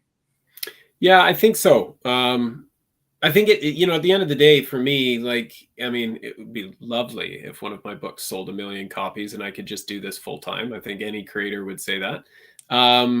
But really, I'm just in it for the work. Like, I love creating, I love writing, I love creating. And so I just want to get the stories out there instead of them sitting in a shelf, at home, and slowly build an audience and hopefully find some success over a long time with it. I realized years ago, I'm never going to stop writing. It's like breathing for me. So I might as well, enjoy it and choose different pathways for, as you say, the different type of stuff that you come up with. These days it's horror and a bit of dark fantasy, but who knows where it'll be, 5 or 10 years from now. It might be something completely different, or a different medium entirely. Have you always been a horror fan? Yeah, I have. Yeah. And it's weird because as a kid, I got scared super easy. So I have some pretty distinct memories of seeing horror movies way too young. And it really, really screwed me up. But probably, one of the gateways to horror for me, there was a few over time. I mean, like so many people, Goosebumps and Spooksville, Ghostbusters were kind of horror light. It was almost cozy horror that you could kind of get into as a kid. And then where I grew up in Vancouver, I grew up when X-Files was being filmed, had just started being filmed there. And so you would travel around town and you would see them filming it. And so you'd watch it. And I became an X-Files fan. I'm an X-Files fan to this day. I've always loved the sort of creature and sort of anthology style stories. And they did a really good job of that. And then as I assume Twin Peaks probably too. Yeah. Anything set in the Pacific Northwest, always, because it's home for me. Absolutely love it. And so from there, it just kind of grew, and it's not even like it's a conscious choice. There's been times where I kind of laugh, and I'm like, if you wanted to make money as a writer, probably horror's not the genre you would pick first. But you'd pick something more maybe generalized.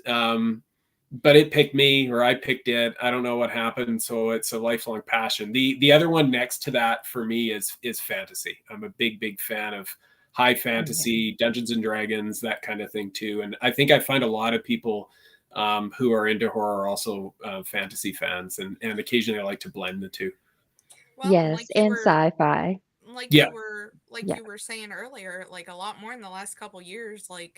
I think if there were more horror-based, novels being put out, horror has become much more of a feel like we're going back in like the 90s with how big horror was for people.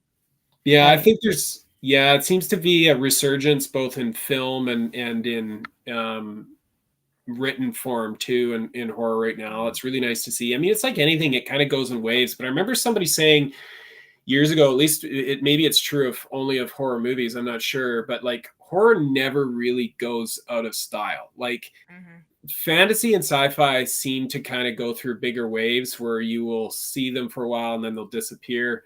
But horror, I think, is like romance in the sense that there's just always an inborn audience. There's always a desire for people to, have a thrill or a scare, just as there's, a desire for people to, experience, love and affection and what that looks like. And so in that way, it seems like a pretty consistent thing. But it's funny because, I'll be in my day job, running, a public sector institution like I do, and looking the way I do, and somebody will say, "Oh, what do you do for fun?" I say, "Oh, I write horror," and they're kind of like, "What?"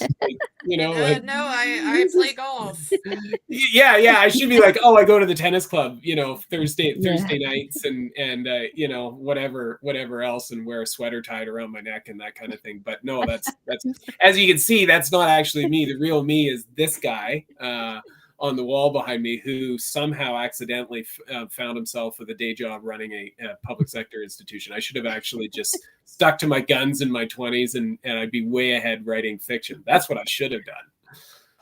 Sounds very similar to myself. What's your favorite horror movie? It's going to be John Carpenter. So for me, probably The Thing, his version of it.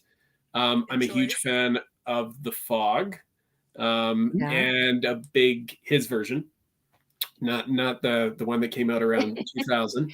Right. And I love In the Mouth of Madness. But I would say it, not my favorite, but like must see, must watch, every 2 years, kind of like how every Christmas I watch the Lord of the Rings trilogy, is The Shining, because it's just so beautiful and masterfully put together, and absolutely it's so terrifying. And I love the book too, which is very different, but the movie itself is incredible. How about you folks? What are your favorites? I'd love to know. I think, Amanda, didn't you and I have like the same I believe so. Older is Nightmare on Elm Street. Yep. Newer is the Conjuring universe. Yep. Oh yeah, those are good. Very good. I love The Shining too, though. Yeah. I would go with like The Ring. That one terrified me for no apparent reason. Yeah. Yeah. It's funny because the type of person that I am, I have to really, really, really want to watch something different. As a lot of the times I'll just sit and watch the same movies because I'm like, this is comfortable for me. I know I'm going to like it. I can just do whatever I'm doing and listen to it in the background. There was just one day that I was like, you know what?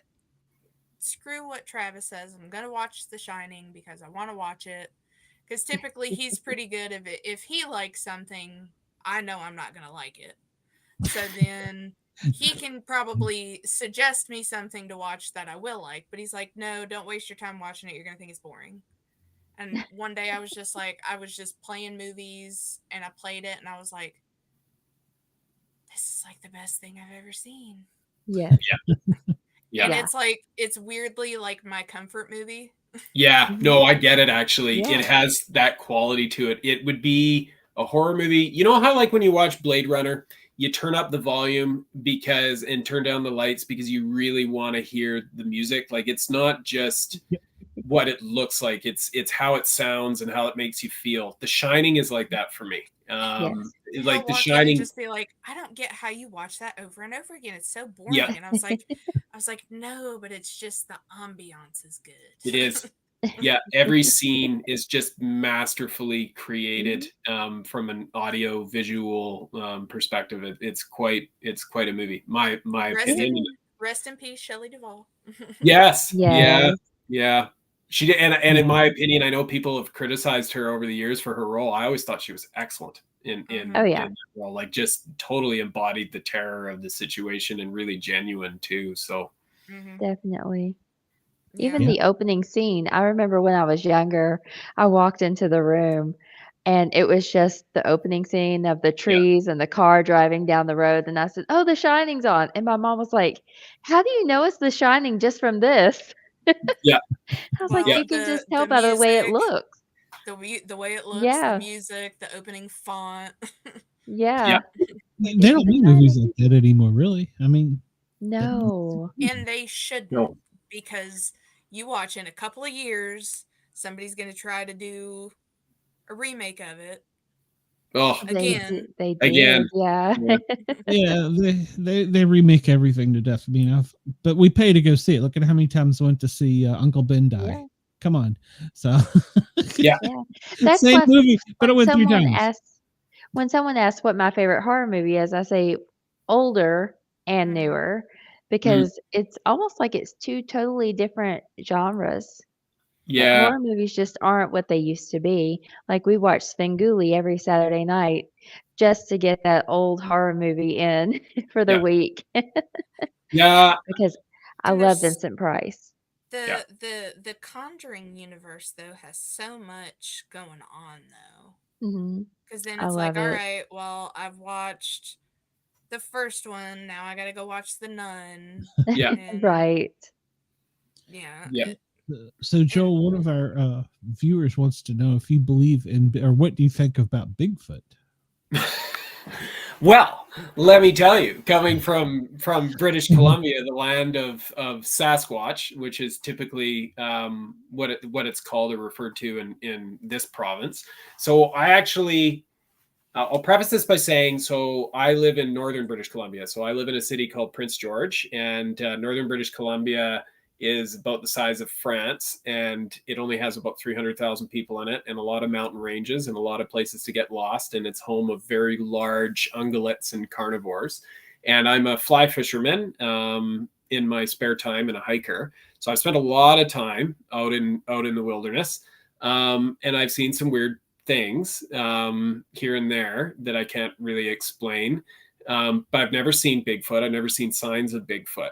What I do know is there's in Alberta, between Banff and Jasper, there is a lot of stories of Bigfoot sightings in that area that are not that old, from a lot of different people that ring truer to me than some of the other stuff I've heard. And I was fortunate about 14 or 15 years ago. I spent a couple of days out on a reserve in a part of British Columbia called Agassiz in the Fraser Valley with the Teases First Nation. And their symbol as a First Nation is Sasquatch. And for them, it's not a scary monster. If you run across a Sasquatch, the way they explained it to me, and I'm probably butchering this, so I apologize if anybody is from Tealis and I've gotten this wrong. It's like a good luck if you happen to come around. It's a good omen if you come across one. And so when I was out there, I sat down with the chief and asked him about it, and he had told me that I think his brother was in the room at the time. His brother had come across one up Harrison Lake, which isn't that far from Vancouver at one point in time, and they told me the story.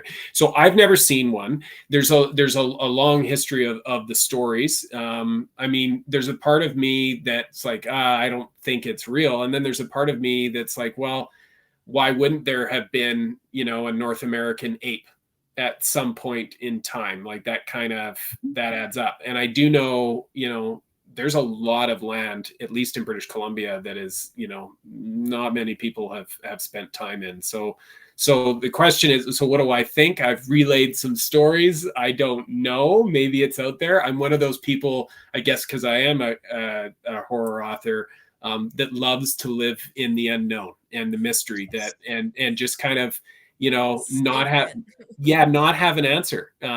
Maybe it does exist. Maybe it is out there. And that's kind of cool to me. So that's my long-winded diatribe on that. Well, no, I mean, when you're out there fly fishing and you're relaxed and then something weird happens, out of the ordinary, you're like, okay, I need an explanation for that. And sometimes you just can't explain it. Yeah, no, you can't. There's times, I mean, I think you get this in the city too, but it's different because there's so much ambient noise and there's people around. But there's times in when you're in the outdoors where, like, I'll go for a hike and the energy feels good, and you're like, you know what? I know I'm not going to run into a grizzly bear today or a black bear. I just know it. I don't know how I know that. I'm just not worried about it. And then there's other times when you're out and just the energy is different. You get a different feeling, and you're like, something's off. I should go back inside. Yeah, I don't know what it is, but something is off. It's making me anxious or nervous. I'm going to be extra careful, or I'm not going to go do this. And it's like this instinctual thing. And I've talked to a lot of people who spend far more time than I do out in the wilderness, because it's a popular way to pass time in this part of the world. And they kind of say the same. There's an instinctual feeling when you're out there of just something. If something's off, there might be something off, and, be careful around that. And it doesn't have to be anything monstrous. It's just, there's a lot of things that live out in the forest that you don't see. Like, we know, for example, around here, there's a lot of cougars. You never see them, right? Yeah. You never see them, but they're out there. And so it kind of makes you wonder. They see you. They see you. Yeah, they absolutely do, right? Now, do you live in a more rural area, or are you more in the city? We're right in the city, so it's an interesting town. There's about 80,000 people here, so it's a good-sized town. It has Costco and a university and all that. But it's there's nothing around it for at least an hour in any direction. In Canada, we measure distance by how long it takes to drive between places. So yeah, we do that too. You do that too? Okay, cool. So so you'd have to drive an hour to get to the next town, and the next town would be 10,000 people or 5,000 people direction, depending on the direction you're going, or it could be a couple hours away. So it really is this cool city that's only halfway up the province, and it's completely in the forest and surrounded by wilderness. So you have a city lifestyle here, and it's as urban and suburban as any other place that you'll find, but drive 15 minutes and you're out in it. So that's cool. I always say it's kind of the place that, and we get real winters here too. If you like the outdoors art culture, then this is a great place to be. But if you're looking for, arts and culture as sort of your main lifestyle, then you're not going to get the same experience you would in a big city. Doesn't mean we don't have it. We certainly do. It's just not at the same scale. I was going to say, I think all of us can attest to, like, with what you were saying of, you can't see anything out there, but you can feel it. Because, like, where I live out of holler, you can most certainly feel it and it's also far too silent. Yeah. Mm-hmm. Well, our previous guest, he was talking about whistling, and I meant to say something. There's a story in Appalachian folklore where you don't want to go out in the woods whistling, that you could attract something that you don't want. I've heard that, actually. Yeah. Don't whistle at night, right? Is, I think, the old saying. Yeah, I've heard that. And wouldn't it be creepy if you were out camping alone in the woods at night sometime, and you're sitting by your fire, it's crackling, and you don't hear anything, and then suddenly in the distance you hear somebody with a clear whistle, just whistling a tune. Yeah, I was gonna say, then you know what it is. That would be creepy. Yeah. Wendell asks if you have ever heard any howling while you were out in the woods. Yeah, lots. Not from werewolves, but from wolves. So we have we have quite a few wolves in this part of the world, big ones. And so you will occasionally you just come across them when you're out, and I've had that happen. But we don't get coyotes up here, but we will get big packs of wolves, 40 or 50 wolves, and wow. You can be out and you can hear them howling in some places at times. It doesn't happen all the time. And you got to spend a lot of time outdoors, but at night, I remember one time I was canoeing down in Bowron Lakes, which is about 2 hours southwest of here. And it's a provincial park, and it's very remote. And we were camping one night, and it was a clear summer night. And all of a sudden you could hear just this high-pitched pack of wolves just howling in the distance off. It wasn't scary. It was gorgeous. Like just Yes. like one of those things where you're like, wow, we're out in it now. I can really feel sort of the world coming alive around us. It was pretty neat. Yeah. We live in the middle of nowhere on the Kentucky River, Oh and yeah. we have coyotes. So you can sit out on our deck at night and listen to the coyotes howl, and we find deer parts all over our farm where they bet you get a hold do. of the deer. So it's very interesting. Yeah, Yeah, yeah, it is. Rural living's fun. We've got Mhm. the coyotes. You might have to worry about a bobcat. Mhm. Typically, if it gets that quiet, you're more than likely looking at a bear coming up on you. But Mhm. Yeah. We get bears down here along the river. They've been Yeah. spotted down here. Are they black or grizzly or? I think for us, it'd Not be black bears. grizzly. I think black bears, Yeah, yes. it's all usually black bears in our part of the world. Mhm. Even at Yeah. my mom's, when I go visit there, she's just on the outskirts of Knoxville, Tennessee, in the rural area, and we've had run-ins with bears, black bears. I mean, but Mhm. they don't do anything more than like tear your bird feeders up or take your Yeah. food or stuff like that. So, Yeah. We get more damage out of the possums than anything. Yeah, now those we don't have up here. We do not have possums. Oh, You can have lucky. Yeah, yeah, it's Yeah. so cold up there. You don't have snakes either, do you? we do. We have garter snakes. Okay. Oh, well, that's not bad. Yeah, it's not snakes that bite. If you go a few hours south of us down into the Okanagan, you'll run into rattlesnakes. It's a desert down there. But up here, it's garter snakes, and you don't get like venomous. You don't get venomous bugs up here, really. We have wasps and hornets and stuff like that. So this part of the world, I mean, the winters are long. They're about 6 months. So it kills off that kind of thing. They can't survive up here. So really the only thing you have to worry about is the big animals and then the mosquitoes. And the mosquitoes depends on the year. Actually, this year's a really good bug year. Doesn't seem to be that many of them out there, but some years you got to coat yourself in DEET if you're going to be out hiking. Otherwise you get nailed. Yes. Did y'all send the fleas and the ticks south then? They've been terrible this year. I think the South is cursed. Well, we found snakes we've got snakes in our backyard this year, and I'm like, that hasn't happened in forever. So, Oh, we have a huge black snake in our yard.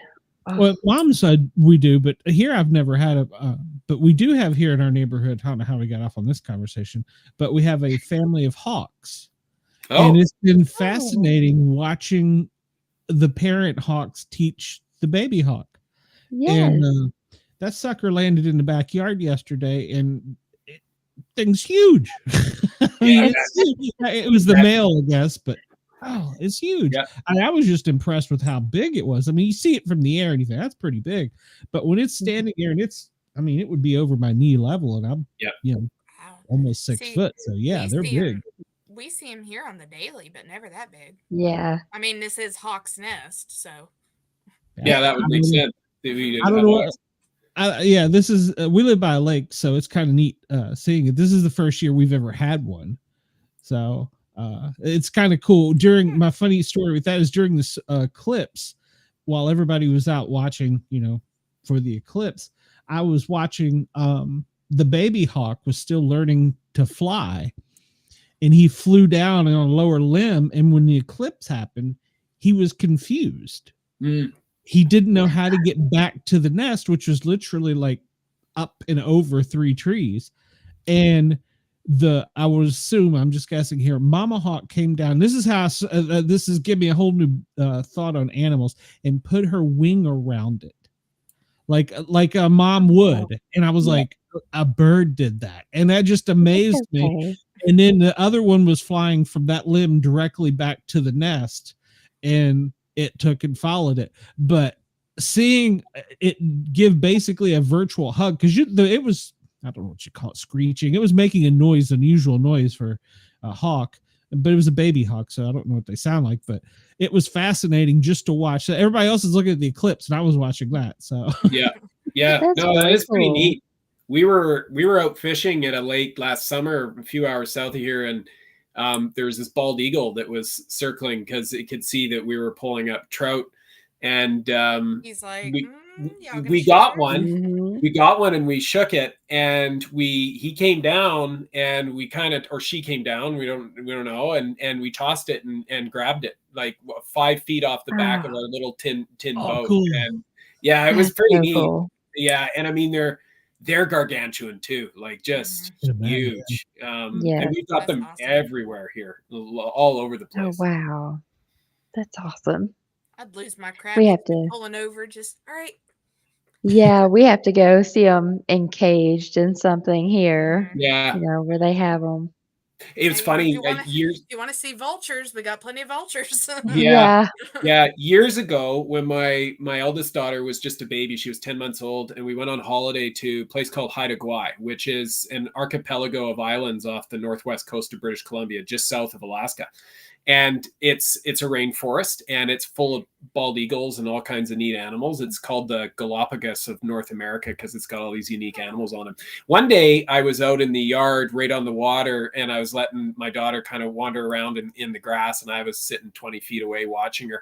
And I looked up, and there was about 20 bald eagles up in the trees, and they started circling around, and they were kind of calling to each other. And then I looked at my daughter, and I was like, I think this isn't good. I got to get her out of there because they might come down and grab her and take off with her. Yeah. That one's pretty small. I bet we could get her. Yeah. Oh, I think they could have if they wanted to, for sure. So I scooped her up and got out of there. Right. It was a bit of a lesson to be careful. Honey, I think the eagles are plotting. Yeah. Yeah. Like the movie The Proposal where it takes off with the little dog. Yeah. Yes, exactly. You could come up with some ideas for stuff right there. I mean, that would be a great story in itself. Right? Yeah. Yeah. Horrific for sure. Your werewolves, are they human and they change, or are they constantly? Yeah. So they were in that book. They were I mean, spoiler alert, it was a married couple who was supposed to come to the dinner party and miscalculated on their home calendar when they were going to change. I love it. Yeah, it's like stupid, right? Like really, really Right? stupid. But yeah, and so that kind of gets turned into a movie, I feel like Ryan Reynolds needs to play the male role on that. Right. Yeah, maybe. Yeah. Oops, but now we have dinner. Yeah, exactly. They came for dinner anyway. Yeah. He like looks at his watch and looks out the window and he's like, guys, I'm real sorry. Yeah, So I'm gonna eat you now. Yeah, you screwed this up. Yeah. I love it. With all the comic books you got there behind you, what's your favorite comic book? These ones? Well, in general, I mean, you may have one that you don't have up. What's your favorite? What would be my favorite? It would probably be one of these ones. I would say, oh, you know what? Hold on. I love this one. I love this one because it's just ridiculous. You can Archie meets the Punisher. Great one, Nice. actually. Yes. Right? Like how do you beat that? Right? I bought that when I was probably, I don't know, I was a kid and I bought that because I just thought it was hilarious at the time. And I've kept it ever since. And I guess it's turned into somewhat of a collector's item because it's so unique. But I just love that whole juxtaposition of it. I think it actually speaks to my sense of humor to some extent. Well, they have a whole series where the Archies get wiped out. Predator, Archie Predator. That one was. Oh, really? Yeah, that was. It's stupid, like you say, but it's great at the same time. Yeah. You know what's going to happen, and you're like, I gotta. Yeah. Oh, I gotta see it. Gotta see it. Yeah. Right. Who's Arnold in the end of this? Come on. Yeah, it's I like that. Yeah, that's funny because I'm a sucker for. I think they even did like a Sharknado one for Archie. Oh, jeez. Oh, yeah. Oh my That would be gosh. good. Archie seems like a really good comic, and its wholesome ridiculousness to like blend in with other things, right? Something else equally ridiculous, but Yeah, something else, but also slightly horrific, right? Yeah. Yeah. That's great. And for no apparent reason, I've discovered we have Sharknado 4. Was being filmed here in Atlanta. We're not even near the water. I don't. Oh my gosh. I still haven't seen it. They made a Jersey Shore shark attack. Did where they? it was like all supposed to be faux Jersey Shore people, and then at the very end, Vinny shows up as a news reporter, and the shark just jumps out of the water and eats him over the boardwalk. And there was one that Travis and I found that was called Shark Exorcist. I haven't heard that one. The most god-awfully made movie. It was terrible. Because at the very beginning, He's taking notes. there's this woman in a nun costume who looks like she's conjuring something over the water, and the rest of the movie makes no sense in terms of it being Shark Exorcist, except for at some point, some woman who's laying on a bikini on her beach towel in the grass, nowhere near the beach, and some old guy is walking up and is like taking pictures of her, and you're like, how is she not noticing this? Horrible movie. Like, and Travis loves bad movies that he can rag on. And he's like, I don't even have anything to say about this. The whole time we're just like, this looks like somebody like in college had minimal budget to do a film for their film class, and then filmed it on their iPhone or something like that. Yeah, for sure. Yeah. So Joel, I imagine you like movies like Zombiever because it has the horror comedy together. Yeah, I do. What was the one with the bear that got into the cocaine? Cocaine Bear. That's Cocaine Bear. Yeah, Cocaine Bear. I loved it. I thought it was based on a true story. Yeah, it's based on here a in true story, Kentucky. Right? Yeah, and I mean the thing with that movie that I knew I was going to like it right from the beginning was the opening scene there with, I think it's Matthew Rhys, where he goes to jump out of the plane, and he basically hits his head on the way out, and then and then falls to his death. And I'm like, this is my jam. This is absolutely ridiculous, and I'm going to enjoy this the whole time. If you ever get to come to Kentucky, we have Cocaine Bear. It's at Kentucky for Kentucky in Lexington. Oh, really? You can take a picture of him. What, Glenn? It's in a mall, isn't it? Didn't they stuff it and put it in a mall or something? It's in a store called Kentucky for Kentucky in Lexington. They call it the mall, but it's not really a mall. It's just a store. The more time that goes by, the more I think the U.S. South, it might just be the place for me. Like, like it's just, I think that's my vibe down there. Every time every time I meet people from Kentucky or Tennessee or the Carolinas or wherever, Georgia, I'm like, I like these people. These are my people. Yes, definitely. Well, you come down here and a lot of people are going to want to hear you talk. Yeah, I guess so. Yeah, like ridiculous Canadian accent. Yeah. I have a good friend who's Canadian, and her and I used to talk to each other just so we could hear each other talk. Oh, really? That's awesome. Yeah. It's funny. My parents live in South Idaho. They're in a town called Pocatello. So my mom's been down there for 20 years. And my stepdad, he's from there. So, he's got the American accent. My mom hasn't changed hers at all. She still sounds as Canadian as the day she was born. You'd think it would change over time, but not so much. But I've got family in Texas and I got family in North Carolina.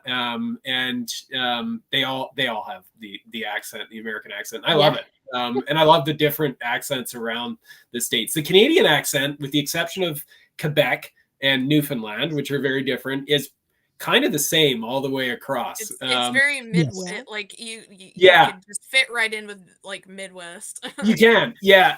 I call it depending on where you are, like in BC and Alberta, it's not as pronounced, but you get into Saskatchewan and Manitoba, it starts to get pretty pronounced, and then the Maritimes, but it's like the, degrees of how much of a hoser are you? And you can tell by, like the different way that people accent their values and that kind of thing, right? That it's more just degrees of it than anything. Or upstate New York, that works too. Yeah, I feel like my grandpa, I feel like sounds very Canadian. He's got that. Oh yeah. Yeah, that's exactly right. Yeah, like Minnesota, right? The Minnesota accent is really just a Canadian accent. That's all it is, right? The coldest I've ever been in my life, Red Deer, Manitoba. We were on a med flight there, and it was so cold when we landed, the pilots put it down a little bit too hard and blew the shocks because the nitrogen didn't have as much absorption. Yeah. And so it popped the shocks when we landed. Because he'd never landed that far north and that far cold. It was -50. Yeah. And so that we got stuck there because in Red Deer, Manitoba, there are no Learjet mechanics. Yeah, that makes sense. And so, true story. There's a TV show in Canada. Oh, what was it? Air Rescue or Air Ambulance or something. There's an episode that we're in it. The only mechanic in that section, because this company delivers the mail to the rural areas and the supplies and stuff. It's a flight company. The only mechanic was from that. And so they decided to make an episode about when they go rescue the air ambulance. And it was us. Yeah. That's great. We were stuck up there. Easy. I'm sorry. I've been in Saudi. I've been in Kuwait, and it's been 120, 100 plus. -50. There's nothing like it. Your eyes freeze. There isn't. And I was the idiot. I'm like, I'm from the South. Nothing's going to stop me. I'm going to try and have a cigar in this. Yeah, it didn't work. No. Didn't work at all. Yeah, I've been in -52. I've experienced it in this part of the world. We don't get it much. We definitely get down to -40 every year for 5 or 6 days or whatever. Sometimes maybe a little bit more than that. But it's funny, like I figured it out because in Vancouver, where I'm from, like it doesn't really get below 0 and you don't really get snow. So it's pretty mild. It's like Seattle, right? And so I moved up here about 12 years ago and I had to get experience with winter. What I figured out is that in Celsius, 0 to -10 is balmy. -10 to -20, you got to dress for that. -20 to -30, you don't want to be out too long, but you can be out and you can still do things. -30, things stop working. Things break. -40, nothing works. Don't go outside. It's dangerous. The air is trying to kill you. And it only kind of gets worse from there. And actually it's at, I think, because I did the calculation because I'm a nerd, it's about -45 that Celsius and Fahrenheit line up with one another. So once you get there, it's actually the same temperature, and then it carries on from there. But that Manitoba winter is brutal because they have the wind. We don't have the wind here to the same degree because it's mountainous, but in the prairies, man, when it gets down to -50 and you got a wind, that's even with it being mountainous with the wind like that, that's a lot of the times where it gets dangerous too. Like for us, like it could be like if you're right out in the sun, it's almost 100, but when you get back in all the cover, it's probably 80. And the breeze coming through is relatively cool. But then once it gets really cold and everything's frozen over, the wind going out there, you might as well just not even bother. Yeah. I can believe it. We landed, it was -50. It stayed around -50, and then a blizzard came in. So we were stuck there. Yeah. And this little tiny hotel, we had to go out, cross over railroad tracks and go to a truck stop. That was the closest place to get something to eat. And there was no transportation during the blizzard. And so we had to hike from the hotel to this truck stop. And we didn't even know what to order. I was like, just cheeseburger. I don't care. Just something warm. But I know I'm not going to take it back. I'm going to eat it here. Yeah, absolutely. Right. Well, it gets dangerous when it gets that cold. If you get, like if you get stuck out somewhere, like I do a lot of traveling for work in the winter on the highways, and you're always, even though you're driving along, you're always prepared. Like if something goes sideways, like you better have, your toque and your mittens and an extra coat and all these things, water, because like you get stuck somewhere for a long time. And we do check-ins too with people so that if you happen to be driving and it's colder than -20 out, because that's where it can kind of get dangerous, that you check in with people regularly so that, you don't go missing somewhere on the highway and then, you're suffering from hypothermia or something like that. So you got to be careful around it. But I'm pleased to hear that you have experienced a Canadian winter. And then my son moved from Atlanta to Vermont. He's just outside of Canada. He's right there at the border of Vermont. And I'm like, why? He's like, I wanted to experience winter, Dad. He grew up here in the South. I'm like, You don't understand. You had to pick Vermont? He called me. Well, he took a job with a company, so he didn't do bad. He called me the first winter up there, and he said, "Hey, they're expecting us minor snow," and I'm like, "Oh, cool, you're gonna get some snow." He goes, 4 feet. And I'm like, "That's minor." Yeah. That's minor. That's minor. Oh yeah. He's like, "Yeah."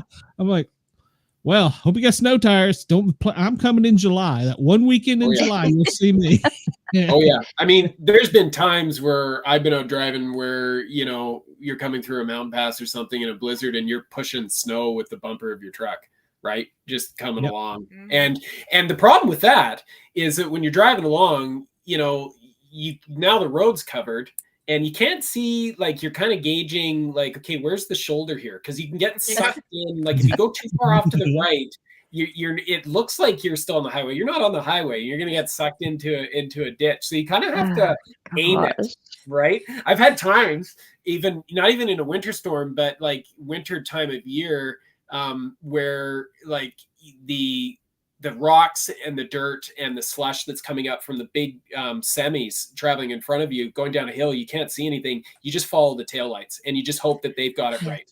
So you just fall in their taillights down a hill and just hang back and hope to God that they don't jackknife or go off the highway, right? My first winter here, I was working about 45 minutes away from home, which is farther south, but they are like more on top of the mountain. And they were like, all right, the weather's going to get bad. We're going to let you go ahead and go home now while we close everything up because we know you've got a longer ride to go. And we typically work till about 6, and they let me leave at 5. I didn't make it home until after 7 because the road was so bad. I was nearly tailgating a semi truck just so that I could figure out where the exit was. Yeah.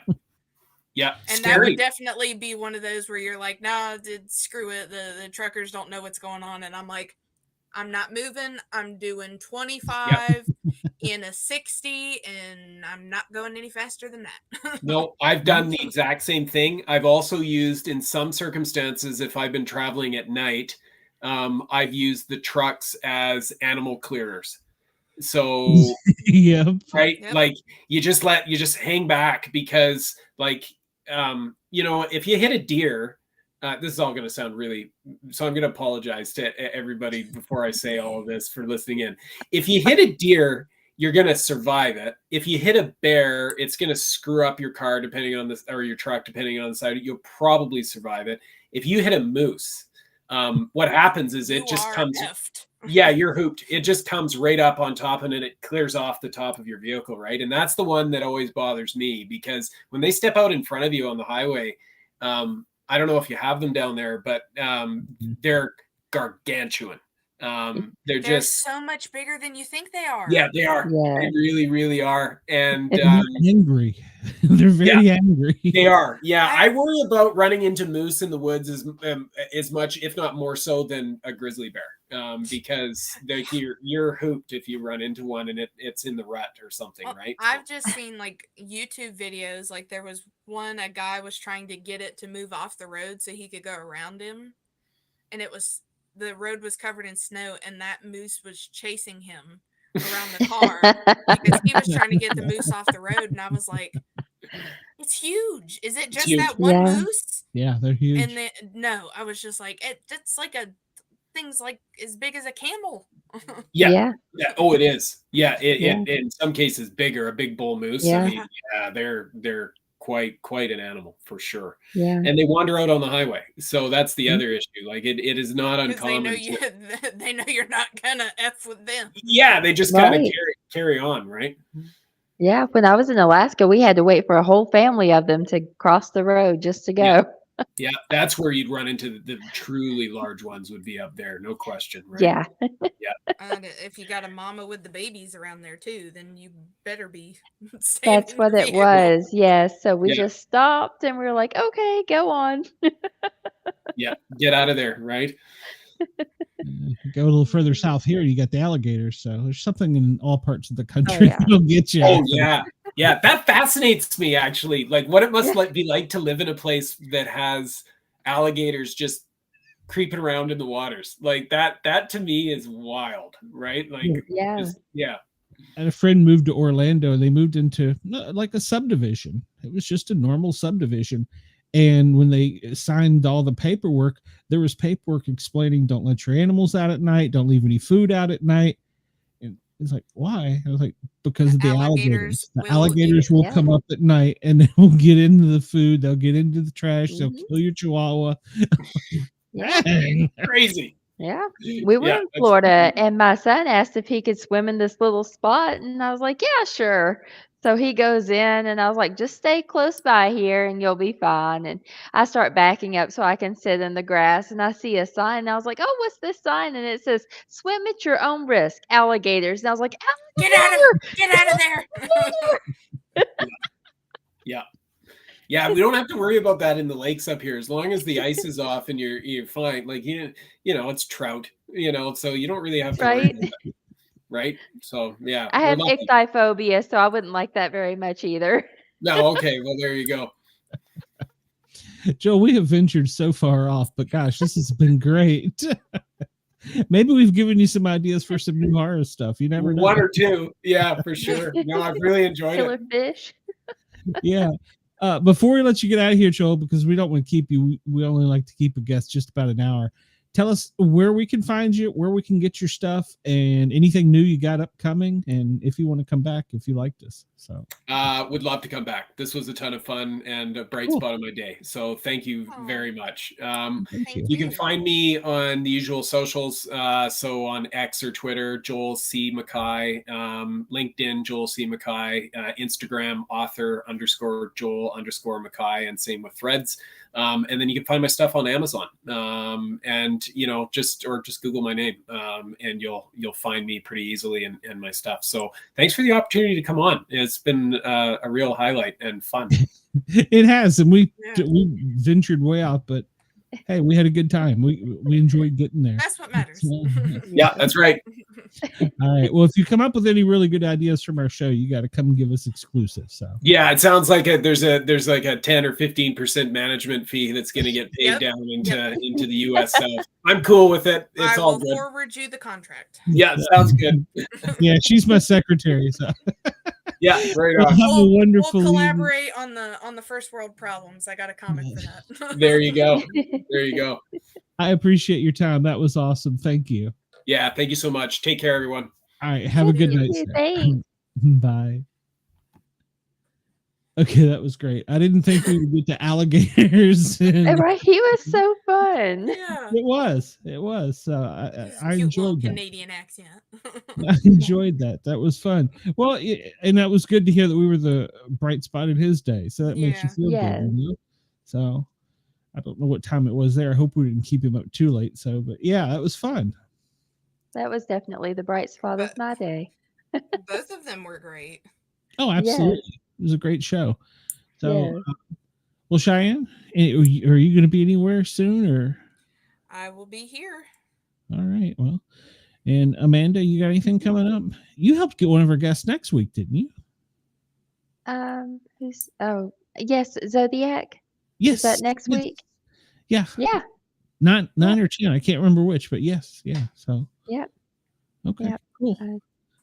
Yeah. That'll be interesting. I've known him for many years. Can't wait. About 22 years we've been friends. You ain't that old, so. Yeah, we've known each other since we were like 3. There you go. All right. Well, in case you don't know it, we have a Big Brother radio show about the TV show. We will be live tomorrow night around 10:30, and I think we got lots to talk about because there's lots of crazy in that house. So we'll be there. And then Saturday, have you got anything lined up for us yet, Cheyenne? Not yet, but I did want to mention something about the Big Brother thing. I read something today. Are the times changing for the show? Isn't it 8 to 9 now? Not that I'm aware. I think during football season it changes. Because I was reading something in the group chat and had looked it up earlier, and I thought that people were saying that they were changing times for it. But Yeah, they do change time during, I think, September 1st is the first week of football, or maybe spring training or whatever it is. And they do change because CBS has a contract with the NFL. So yeah, they will change. Yeah.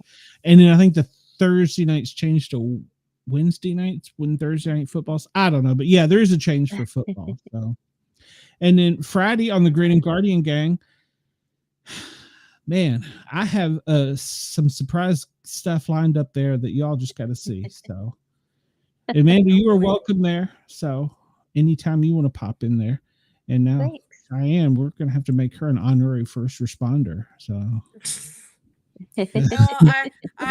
I'm working on becoming a medical assistant, so I guess that can count a little bit. Counts for something. All right, well, let's wrap this up real quick. And everybody, we appreciate you tuning in. And remember to please come over to YouTube if you're watching somewhere else to the Sportcat shows. Like, follow, share, subscribe. I don't know, figure it out. All the things. Yeah.